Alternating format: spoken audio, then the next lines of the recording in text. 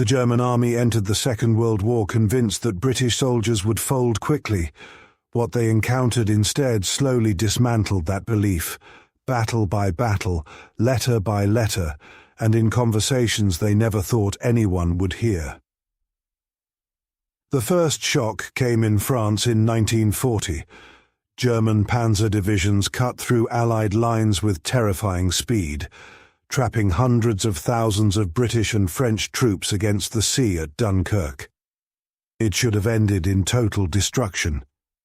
Instead, German units ran into stubborn British rearguards who knew they were being sacrificed.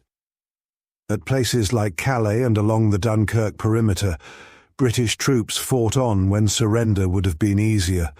German soldiers wrote home about house-to-house fighting that took far longer than expected and cost more lives than planned.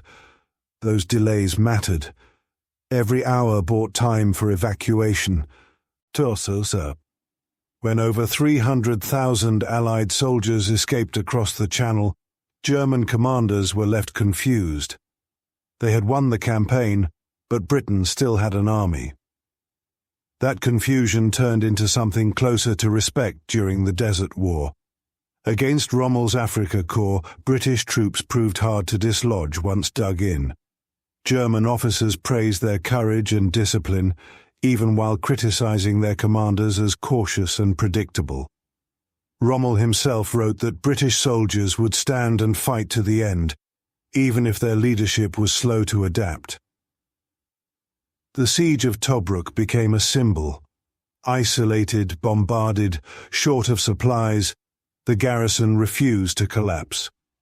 German reports admitted frustration and grudging admiration. According to doctrine, the defenders should have surrendered. They did not. Perhaps the most honest German opinions came far from the battlefield, inside a quiet English mansion called Trent Park. Captured German generals were housed in comfort, unaware that their conversations were secretly recorded. Speaking freely, they described British soldiers as professional, resilient, and difficult to break. Artillery was praised. Defensive fighting was respected.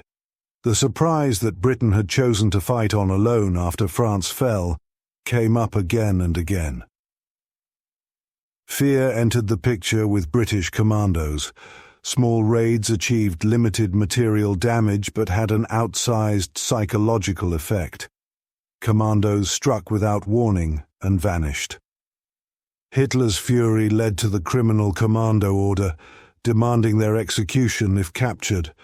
Some German commanders refused to obey it, others did not. The very existence of the order showed how seriously the threat was taken.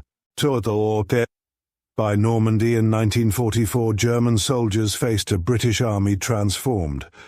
Methodical, heavily supported and relentless, it advanced with overwhelming firepower. German veterans later said the British no longer fought like the army of 1940. They fought like professionals who had learned the war the hard way. Thank you for watching.